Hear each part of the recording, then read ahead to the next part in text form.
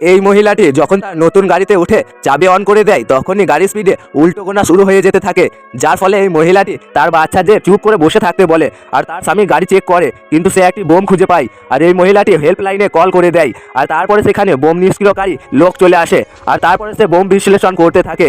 কিন্তু 3 মিনিট অবশিষ্ট থাকায় একটি এক্সপার্ট মিস্ত্রি গাড়ির নিচে ঢুকে যায় আর সে বোমটি চেক করতে থাকে। আর যখন 4 সেকেন্ড টাইম আছে তখনই বোমটি সে সক্ষম হয়ে যায় স্টপ করতে।